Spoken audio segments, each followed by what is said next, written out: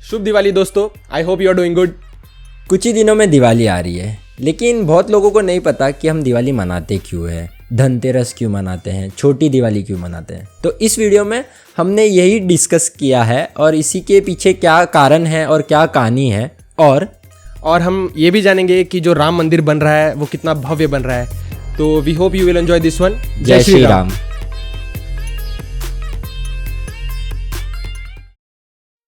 तो दिवाली आने वाली है, लेकिन अपनी दिवाली स्टार्ट दिवाली के दिन नहीं होती है, उसके 2 दिन पहले ही स्टार्ट हो जाती है, जो कि है धनतेरस।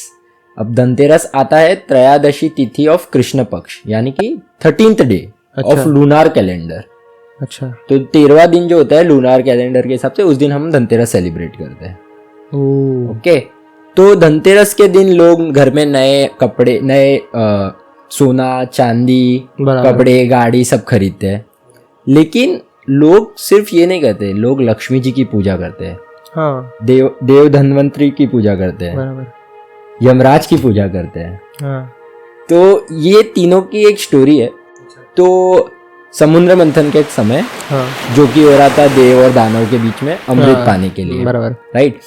तो उस टाइम पे जो समुद्र था उसमें से बहुत सारी चीजें बाहर आई थी। हाँ।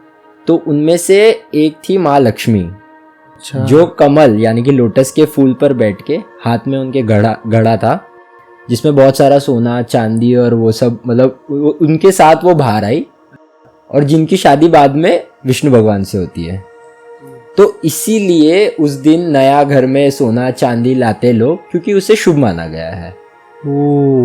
दूसरी कथा यह है कि समुद्र मंथन के समय देव धन्वंतरी नाम के बाहर आए थे समुद्र से, जिनके एक हाथ में आयुर्वेदा की बुक थी और दूसरे हाथ में अमृत था।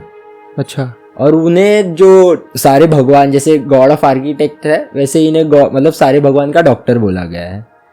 तो लोग देव धन्वंतरी को भी पूछते हैं ताकि अपने फैमिली में सबकी हेल्थ बरोबर रहे और सबका मतलब सब बीमारियों से दूर रहे, तो उन्हें इसलिए पूजा जाता है। अब यमराज को क्यों पूजा जाता है, तो उसके पीछे एक अपने पुराणों में ऐसा लिखा है कि एक हिम्मा नाम का राजा था। हाँ। और उसका एक बेटा था जिसके कुंडली में एक दोष था कि उसके जैसे ही उसकी शादी होगी, उसके चौथी रात को ही एक सांप आएगा, उसे डसेगा और मार देगा। अच्छा। तो उसकी शादी होती है, उसकी पत्नी को पता चलता है ये, और उसकी पत्नी घबरा जाती है। तो जैसे ही चौथी रात आती है शादी के बाद, यमराज आते हैं, सांप का रूप लेते हैं, क्योंकि कुंडली में लिखा था ये। अच्छा। सांप का रूप लेते हैं, और वो जैसे ही उसके कमरे के वहां जाते हैं ना, उन्हें बहुत रोशनी आती है, और थोड़ा पास जाते हैं तो इतनी रोशनी आती है कि वो अपनी मतलब जो सांप है बन के वो रहते हैं, उनकी आंख ही नहीं खुलती है। हाँ। अब ये क्यों होता है, तो जो उसकी पत्नी रहती है वो पूरे दरवाजे पे अपने जितने भी सोने जेवर जितने भी रहते हैं ना सोने के, सब पूरा करके उसे ब्लॉक कर देती है पूरे दरवाजे को। अच्छा। ठीक है। अब वो तो खाली ब्लॉक हुआ है, अब वो क्या करते हैं, उसके आजू बाजू इतने सारे दिए जलाती है कि वो इतने चमकने लग जाते हैं कि कोई उसे आँख से देख ही नहीं पाएगा, और सांप जैसा तो बिल्कुल भी नहीं देख पाएगा। बराबर। तो इस तरीके से वो ब्लॉक कर देती है गेट, और वो अपने पति की जान बचा लेती है। यमराज भी थक हार के छोड़ देते हैं और अगली सुबह वो भी निकल जाते हैं। तो इसलिए लोग यमराज की भी पूजा करते हैं। कई जगह यमराज की पूजा होती है ताकि अपने फैमिली फ्रेंड, मतलब जो भी दोस्त है घर वाले, उनकी आयु के लिए, ताकि उन्हें लंबी आयु और उन्हें उनकी लंबी आयु के लिए। धनतेरस के बाद छोटी दिवाली आती है। अब हम छोटी दिवाली क्यों मनाते हैं? द्वापर युग में कृष्ण भगवान ने एक नरकासुर नाम के दानव को मारा था, उसका वध किया था। अब क्यों किया था? उस नरकासुर ने क्या किया था, उसने 16,000 जो लड़कियां थी ना, उन्हें ना किडनैप कर लिया, उन्हें बंदी बना लिया था। तो उसे छुड़वाने के लिए कृष्ण भगवान ने उसका वध किया था। तो वो जब मरने वाला रहता है तो वो कृष्ण भगवान से एक वरदान मांगता है कि जब वो जो दानव रहता है जो नरकासुर रहता है, वो बोलता है कि मेरे मरने के खुशी में लोग मतलब लाइट्स जलाने चाहिए, लोग पटाखे फोड़ने चाहिए, और ये एक युग में ऐसा होना चाहिए कि एक विजय हुआ है अच्छाई की बुराई पर। ओके। तो इसलिए हम लाइट्स और हम लोग दीपावली पे फटाके ये सब, मतलब छोटी दीपावली भी हम लोग दीपावली के मतलब जैसे ही मनाते हैं। तो ये सब जो मैंने तुझे बातें बताई वो क्या थी? अच्छाई की बुराई पे जीत। अच्छाई होती है तब प्रॉस्पेरिटी होती है, प्रॉस्पेरिटी यानी समृद्धि होती है। बराबर। ठीक है। और माँ लक्ष्मी को सिर्फ धन के लिए नहीं, पूरे प्रॉस्पेरिटी समृद्धि के लिए भी पूजा जाता है। तो इसलिए सिर्फ हम राम भगवान आए थे उस दिन, ठीक है, लेकिन और भी चीजें हुई थी जो अच्छाई पे बुराई का विजय हुआ था, ठीक है, इसलिए हम लक्ष्मी माँ को पूजते हैं। ओके। बट सिर्फ लक्ष्मी माँ को नहीं पूजते हैं, लक्ष्मी माँ के साथ गणेश भगवान की पूजते हैं, लक्ष्मी गणेश पूजते हैं, सही है। लेकिन हम, अगर तू पूछेगा क्यों, तो क्या होता है, इसके पीछे एक कथा है, ठीक है, इसके पीछे एक अपने वही हिंदू माइथोलॉजी के हिसाब से एक कथा है कि जो माँ लक्ष्मी रहती है उनका कोई बच्चा नहीं होता है, ठीक है, तो एक दिन उदास होके, मतलब हताश होके माँ पार्वती के पास जाती है, कहती है कि आपके पास 2 पुत्र है, कार्तिकेय और गणेश जी, तो आप मुझे गणेश जी को अडॉप्ट, मतलब संतान बना दो गणेश जी को। तो माँ पार्वती थोड़ा घबरा जाती है, बोलती है कि आप तो माँ लक्ष्मी हो, आप किसी के एक घर में टिकोगे नहीं, मतलब ऐसा बोला गया है कि माँ लक्ष्मी घूमती रहती है, मतलब धन जैसा बराबर होता है, हाँ। सबके घर में जाता रहता तो वो घबरा जाए, बोलती है आप मेरे बेटे का ख्याल कैसे रखोगे जब आप मतलब हर जगह रहोगे, हाँ। तो बोलती है कि नहीं, ऐसा नहीं, मेरे गणेश जी को सबसे पहले पूजा जाएगा, मेरे से पहले गणेश जी को पूजा जाएगा। अच्छा। और जिस घर में सिर्फ मेरी पूजा होगी वहां पे मैं नहीं आऊंगी। अच्छा। पहले होगी गणेश जी की पूजा, फिर होनी चाहिए मेरी पूजा। अच्छा। अगर हम दोनों की पूजा होगी, हाँ। तो ही मैं आऊंगी, वरना नहीं आऊंगी। इसलिए जिस घर में सिर्फ माँ लक्ष्मी की पूजा होती है वहां पे नहीं प्रॉस्पेरिटी होती, वहां नहीं समृद्धि होती, हमें गणेश भगवान की भी पूजा करनी पड़ेगी। ओ भाई, ये नहीं पता तो था मुझे। ये एक मतलब कथा है, ये अपने पुराणों में लिखा गया है कि ऐसा हुआ था, तो इसलिए हम लोग दिवाली में माँ लक्ष्मी जी और गणेश जी की पूजा करते हैं। काफी इंटरेस्टिंग स्टोरी भाई। तो यार फेस्टिवल टाइम, साल का फेवरेट पार्ट, मेरा से फेवरेट पीरियड सभी का, हाँ, गणेश चतुर्थी, उसके बाद नवरात्रि, अभी दिवाली। तो मैं ना मतलब ऐसे ही पढ़ रहा था यार पुष्पक विमान के बारे में ऑनलाइन। मैंने मतलब ये पढ़ा कि राम जी कैसे आए, मतलब लंका से अयोध्या। मैंने मतलब ये पढ़ा कि वो 18 से 20 दिनों के अंदर आए थे श्रीलंका से, हाँ, मतलब लंका से, हाँ, अयोध्या। तो एक्चुअली हुआ था कि ऐसा था कि भरत जो है, भरत ने ऐसा प्रण ले लिया था कि अगर राम जी 14 वर्ष से अगर एक दिन भी ज्यादा अगर वो समय लेते हैं अयोध्या वापस आने में, तो भरत अपना प्राण त्याग देंगे।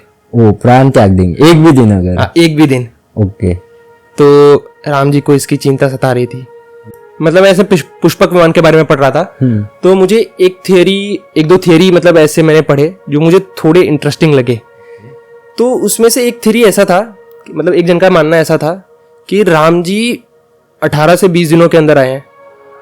वो कैसे आए होंगे, उसने ऐसा मतलब उसका मानना ऐसा था कि वो अगर रामेश्वरम से चले होंगे, तो रामेश्वरम से अयोध्या है लगभग 2700 किलोमीटर। तो वो घोड़े मतलब घुड़सवारी करके आए होंगे, और वो मतलब रास्ते में घोड़े बदल के आए होंगे, और राम जी के चाहने वाले भी काफी थे। सही है। तो वो मतलब रास्ते में अगर एक घोड़ा तो मतलब ऑब्वियसली इतना चल नहीं पाएगा पूरा रामेश्वरम से अयोध्या तक, तो वो घोड़े बदल कर आए होंगे, और उनके चाहने वाले जो काफी थे, तो मतलब हर कुछ इंटरवल पे 100 किलोमीटर या मतलब 150 किलोमीटर के इंटरवल पे वो घोड़े बदल के आए होंगे। तो मैं यही सोच रहा था कि मतलब ये ऐसा हो सकता है क्या? वही घोड़े बदल के, और ऐसा मतलब घोड़े पे से आना, वही ना।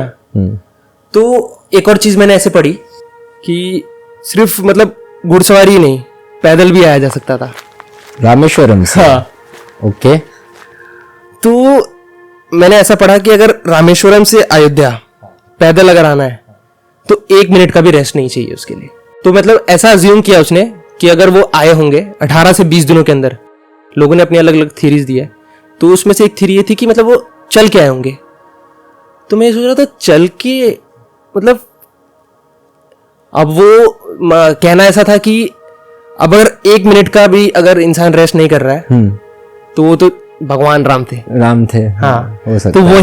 वही कर सकता है, ऐसा कोई कर नहीं सकता है, और हो सकता है बराबर। तो जब उसने डिस्टेंस मतलब कैलकुलेट किया और टाइम कैलकुलेट किया, तो लगभग 1514 घंटा लगता है अगर 1 मिनट भी रेस्ट नहीं करेंगे तो। 1514 घंटा, 514 आवर्स कंटिन्यूअसली, एक भी मिनट नहीं रुकना है, ठीक है। एंड दैट काउंट्स टू मतलब लगभग 20 दिन होता है वो, और 20 दिन रहा है। वही ना। बैठ रहा है, वही ना। बैठ रहा है, मतलब हो सकता है, बट वही है, मैं पढ़ रहा था तो मेरे को इंटरेस्टिंग लगा यार। मैं बोला यार कैलकुलेशन तो बैठ गया, कहाँ से लोग अपनी थियरीज ला रहे हैं। ला रहे। तो राम जी को 18 से 20 दिन लगे थे हाँ आने में, और दशहरा और दिवाली के बीच में अंतर भी लगभग 18 से 20 दिन होता है। हाँ अभी सेंस बन रहा है, हो सकता है यार। अब लेकिन अब ये सबसे हटके अगर हम जो रामायण में भी जो माना गया है, जो रामायण में लिखा गया है पुष्पक विमान के बारे में, तो पुष्पक विमान के बारे में मैं पढ़ रहा था, मतलब वो पुष्पक विमान समय से इतना आगे था, मतलब आज की जो एयरक्राफ्ट्स हैं उनसे भी काफी एडवांस था। मतलब वो किसी मतलब जो चला रहा है उस विमान को, उसके मतलब वो जो सोच लिया कि इस दिशा में जाना है तो इस दिशा में मुड़ जाता था, मतलब सोचने से ही, और काफी fast, insanely fast. My God, एकदम बहुत ज्यादा एडवांस है तो। सोचो, और मतलब मोर की शेप में भी था वो, उसमें काफी एडवांस था वो। और एक इंटरेस्टिंग चीज ये कि उस विमान का साइज छोटा या बड़ा अपने मतलब कंट्रोल किया जा सकता था, जब चाहे छोटा कर लो, जब चाहे बड़ा कर लो। आज मॉडर्न एयरक्राफ्ट में भी अभी तक नहीं आया है। वही ना, तो nice. मतलब सोचने वाली बात है यार। तो जब विभीषण को पता चला कि भरत ने ऐसा प्रण ले लिया है कि अगर राम जी एक दिन से भी ज्यादा अगर देरी करते हैं अयोध्या आने में तो भरत अपना प्राण त्याग देंगे, तो जब विभीषण को ये पता चला तो विभीषण ने ये पुष्पक विमान राम जी को भेंट दिया कि आप इससे जाइए, ये आपको पहुंचा देगा। तो मतलब ऐसा था कि जो पुष्पक विमान था वो पहले रावण के पास था, तो जब रावण मर गया तब ये विभीषण उसका हकदार बना, लेकिन रावण ने भी किसी से छीना था ये। किससे छीना था? और वो छीना था कुबेर से। ओ, तो पुष्पक विमान कुबेर का था? हाँ, और ये पुष्पक विमान बनाया था भगवान विश्वकर्मा जी ने। ओ, द गॉड ऑफ आर्किटेक्ट्स। हाँ, और विश्वकर्मा जी ने ब्रह्मा को दिया था, फिर ब्रह्मा जी ने कुबेर को दिया। और जब रावण को पता चला कि कुबेर के पास है तो उसने अपने ताकत के दम पर कुबेर से छीन लिया, और जब रावण मर गया तो विभीषण के पास आ गया, और ऐसे ही फिर राम जी ने भेंट दिया राम जी को। तो ये मतलब मैं भी यही मानता हूँ कि यही हुआ होगा। अब रामायण में लिखा है तो गलत तो नहीं होगा, बिल्कुल।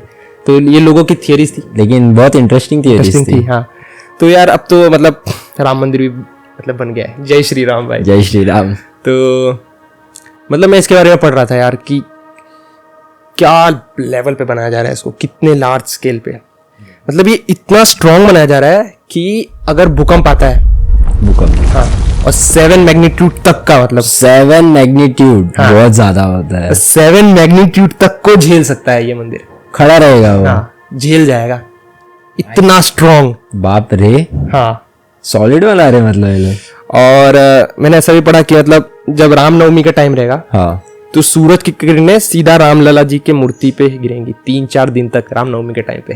मतलब ऐसा उन्होंने ये ऐसा बनाया है। एक नंबर भाई, मतलब सोच यार कितना लेवल, क्या लेवल में सोचा रहेगा उन्होंने, मतलब कितना, मतलब मैं तो मतलब वेट कर रहा हूँ कि कब मतलब दर्शन चालू हो जाए भाई जाना है वहां पे, और अयोध्या जाना है यार, मतलब दिवाली के टाइम पे भाई, उससे अच्छा क्या हो सकता है। सोच तू, मतलब लास्ट ईयर वहां पे मतलब एक ही जगह पर रिकॉर्ड तोड़ दिया, 15 लाख दिया एक जगह पर जलाया। 15 लाख दिया। 15 लाख बहुत ज्यादा होता है, इतना ये एक टाइम पे एक जगह पर जलाया भाई।